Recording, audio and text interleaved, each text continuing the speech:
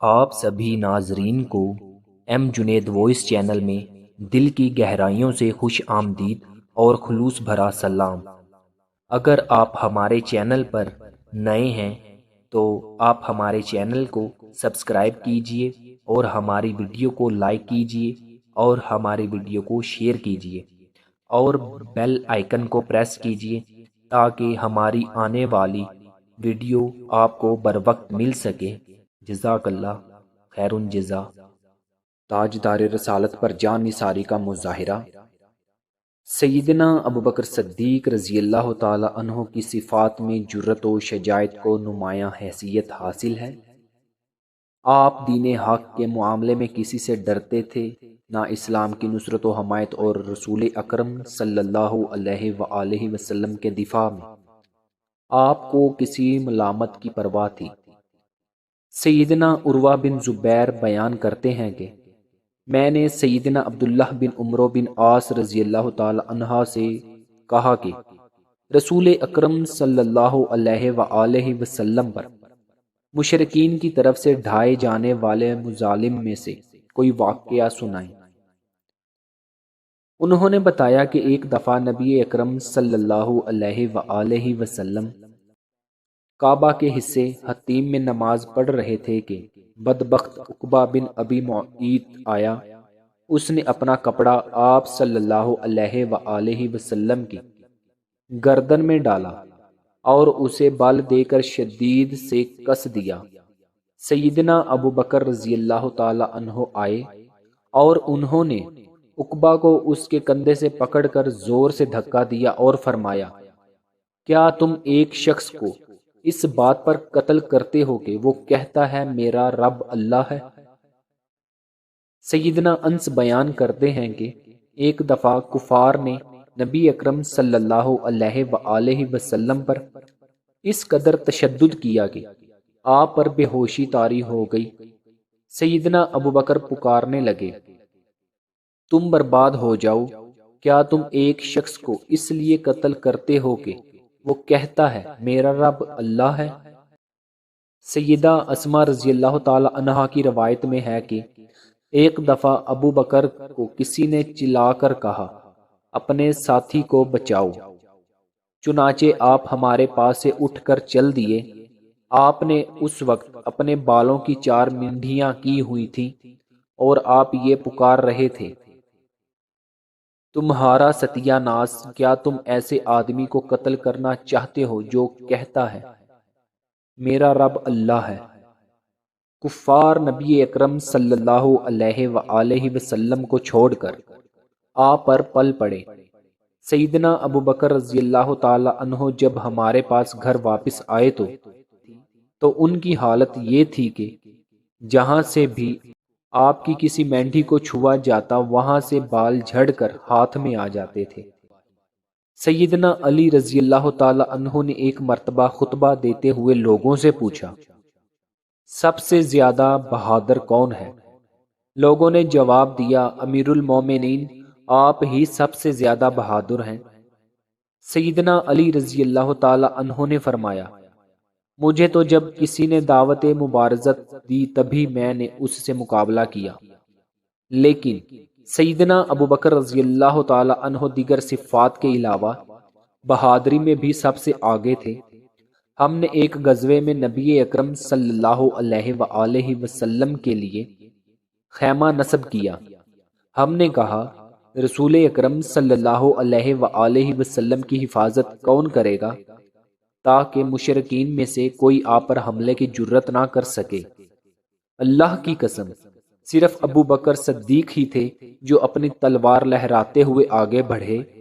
جو بھی رسول اللہ صلی اللہ علیہ وآلہ وسلم کی طرف لپکتا ابو بکر اسی پر پل پڑتے۔ یقیناً آپ سب سے زیادہ شجاع تھے۔ پھر فرمانے لگے، میں نے ایک مرتبہ نبی اکرم صلی اللہ علیہ وآلہ وسلم کو اسی حالت میں دیکھا کہ کفار قریش نے آپ کو گھیر رکھا تھا، کوئی آپ کو زد و کوب کر رہا تھا تو کوئی آپ کو جھنجھوڑ رہا تھا۔ وہ لوگ چلا چلا کر کہہ رہے تھے، کیا تو نے تمام معبودوں کی جگہ ایک ہی الہ کو لا کھڑا کیا ہے؟ اللہ کی قسم ابو بکر کے علاوہ کوئی آگے نہ بڑھا، آپ نے سب کو اکھاڑ کر پچھاڑ کر رکھ دیا۔ آپ نے کسی کو پرے مارا، کسی کو دھکیلا اور کسی کا گریباں پکڑ کر ہٹایا۔ اس حالت میں آپ کہتے رہے، ہلاک ہو جاؤ، کیا تم ایسے آدمی کو مارنا چاہتے ہو جو کہتا ہے میرا رب اللہ ہے؟ پھر سیدنا علی رضی اللہ تعالی عنہ نے اپنے اوپر سے چادر ہٹا دی اور زاروں قطار رونے لگے، حتیٰ کہ آپ کی داڑھی آنسوؤں سے تر ہو گئی۔ پھر فرمایا، اللہ کی قسم مجھے بتاؤ، کیا آل فرعون میں سے ایمان لانے والا آدمی بہتر تھا یا ابو بکر صدیق بہتر ہے؟ سب لوگ خاموش رہے۔ آپ نے فرمایا، اللہ کی قسم ابو بکر کی زندگی کی ایک گھڑی آل فرعون کے مومن کی پوری زندگی سے بہتر ہے۔ اس آدمی نے اپنے ایمان کو چھپایا اور ابو بکر صدیق رضی اللہ تعالی عنہ نے ڈنکے کی چوٹ پر اپنے ایمان کا اظہار و اعلان کیا۔ سیدنا ابو بکر رضی اللہ تعالی عنہ نے نبی اکرم صلی اللہ علیہ وآلہ وسلم کے معاملے میں نہایت حساس جذبات رکھتے تھے۔ آپ صلی اللہ علیہ وآلہ وسلم کی معمولی سی آرزدگی کا خیال بھی ابو بکر صدیق رضی اللہ تعالی عنہ کو عبیدہ خاطر کیے دیتا تھا۔ قرآن کریم میں لا تحزن کے الفاظ اس حقیقت کو عیاں کرتے ہیں کہ سیدنا ابو بکر رضی اللہ تعالی عنہ کو نبی اکرم صلی اللہ علیہ وآلہ وسلم سے انتہائی عقیدت و محبت کی وجہ سے ہمیشہ یہ فکر و امن گیر رہتی کہ کہیں کوئی آپ کو گزرند نہ پہنچا دے۔ اسی لیے سفر ہجرت میں آپ کبھی نبی اکرم صلی اللہ علیہ وآلہ وسلم کے آگے اور کبھی پیچھے چلتے تھے۔ جب نبی اکرم صلی اللہ علیہ وآلہ وسلم نے اس کے متعلق آپ سے استفسار کیا تو آپ نے جواب دیا، اے اللہ کے رسول، جب میرے دل میں سامنے سے حملے کا خوف آتا ہے تو میں آپ کے آگے چلتا ہوں، اور جب مجھے آپ کے پکڑے جانے کا خدشہ لاحق ہونے لگتا ہے تو میں آپ کے پیچھے چلنے لگتا ہوں۔ ام جمیل سے آمنا سامنا۔ ابو لہب کی بیوی ام جمیل، جس کا نام عروہ تھا اور جو حرب بن امیہ کی بیٹی اور ابو سفیان کی بہن تھی، وہ بھی نبی صلی اللہ علیہ وآلہ وسلم کی عداوت میں اپنے شوہر سے پیچھے نہ تھی۔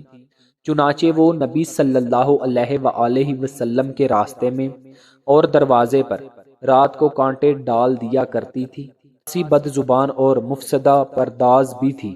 چنانچہ نبی صلی اللہ علیہ وآلہ وسلم کے خلاف لمبی چوڑی دسیزہ کاری و افطرا پردازی سے کام لینا اور فتنے کی آگ بھڑکانا اس کا شیوا تھا۔ اسی لیے قرآن نے اس کو چغل خور کے لقب سے ذکر کیا۔ جب اسے معلوم ہوا کہ اس کی اور اس کے شوہر کی مذمت میں قرآن نازل ہوا ہے تو وہ رسول اللہ صلی اللہ علیہ وآلہ وسلم کو تلاش کرتی ہوئی آئی۔ آپ صلی اللہ علیہ وآلہ وسلم خانہ کعبہ کے پاس مسجد حرام میں تشریف فرما تھے۔ ابو بکر صدیق بھی ہمراہ تھے۔ یہ مٹھی بھر پتھر لیے ہوئی تھی۔ سامنے کھڑی ہوئی تو اللہ نے اس کی نگاہ پکڑ لی اور وہ رسول اللہ صلی اللہ علیہ وآلہ وسلم کو نہ دیکھ سکی، صرف ابو بکر رضی اللہ تعالی عنہ کو دیکھ رہی تھی۔ اس نے سامنے پہنچتے ہی سوال کیا، ابو بکر تمہارا ساتھی کہاں ہے؟ مجھے معلوم ہوا ہے کہ وہ میری مذمت کرتا ہے۔